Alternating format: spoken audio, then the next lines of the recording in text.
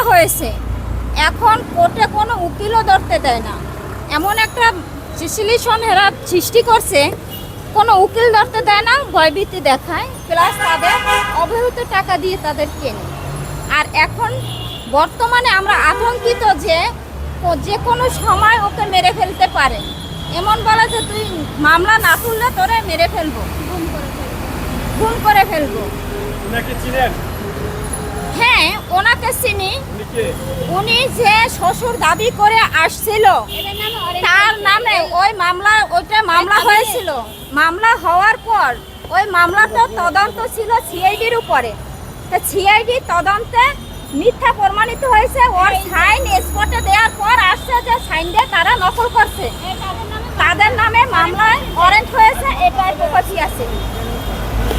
এই যে আপনি বললেন বিয়ে হয়নি, হ্যাঁ, এখানে তো এই যে আপনাদের অন্তরঙ্গ ছবি আছে ভাই, একটা মানুষে অভিযোগটা তো এটাই দিয়েছে যে এটা সব জোরপূর্বক হয়েছে,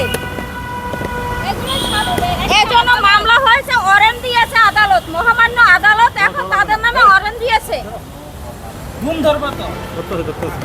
বুঝেননি? মহামান্য আদালত তাদের নামে ওয়ারেন্ট দিয়েছে। এটা তো তদন্ত সাপেক্ষে ওয়ারেন্টটা হয়েছে, আর তদন্ত করেছে সিআইডি। যে ভুক্তভোগী সে বলেন এই যে এই ভিডিওটা দেখাইছেন, এগুলো সব ওসি নুরুল ইসলাম বাদল করেছে। তার কুকর্ম ঢাকার জন্য আমারে মিথ্যা একটা কাবিন বের করে আমার নামে মামলা দিয়েছে এই আলকাসুদ্দিনের দ্বারা। এই আলকাসুদ্দিনের সাথে যে কথাপথন হয়েছে তার সাথে ওগুলো ওরা এডিট করেছে আমার ছবি নিয়ে, এগুলো ওরা অভিযোগ করেছিল আমার নামে। তারপর বর্তমান ওসি কামরুজ্জামান, সে আমার পক্ষ নাকি আমাকে টাকা পয়সা দিয়ে হেল্প করে, এরকম করছিল এখানে। ওই যে ব্যানারটা দেখেন, সত্য কথা যারা বলে তারাই বলে যে তাদের নামে বাজে রিপোর্ট করে। কি হয় উনি? আমার বোন হয়। বোন? জি, আমার বড় বোন সে। আপা বলেন। এ যে শ্বশুর দাবি করছে, এই সাংবাদিক ভাইরা আমাকে যে আপনারা কোশ্চেন করছেন যে এই লোককে, হ্যাঁ, ওই মুরব্বীরে দেখাইয়া ওই লোক আসছিল, সে পুত্রবধূ দাবি করে, পুত্রবধূ দাবি করছিল কাবিন দিয়ে। সেই কাবিন ভুল প্রমাণ হয়ে জাল জালিয়াতির জন্য তার নামে মহামান্য আদালত ওয়ারেন্ট করেছে। এই নাম্বারটা আপনারা যাচাই করতে পারেন। আপনারা এখন সততা পেয়েছেন, আর কোনো প্রশ্ন করবেন কেউ কোনো বিষয়? হ্যাঁ, আমার যে নারী শিশু কোর্টের যে মামলাটা,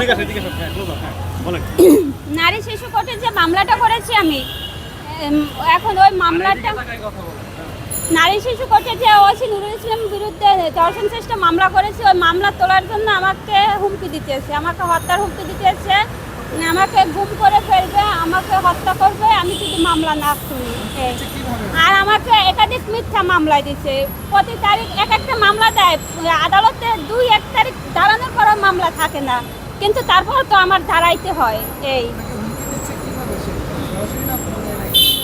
বাড়ি লোক পাঠাইয়া, একাধিক লোক পাঠাইছে, বলছে প্রথম বলছে যে টাকা নিয়ে উঠে যাও, অনেক অ্যামাউন্ট। হ্যাঁ, জি, হুমকি দিয়েছে। আমি মামলা করা 21/11/23 থেকে এই পর্যন্ত হুমকি দিতে আছে,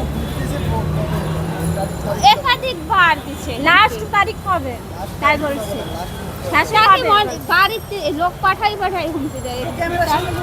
লাস্ট কবে হুমকি দিয়েছে? যে এখানে যে আসছেন আপনি, হুমকি দেওয়ার জন্য যে আসছেন, সেটা তো আমার মন নেই, বলতে হবে। প্রেস ক্লাবে আসছেন এখন কেন? কবে হুমকি দিয়েছে আপনাকে?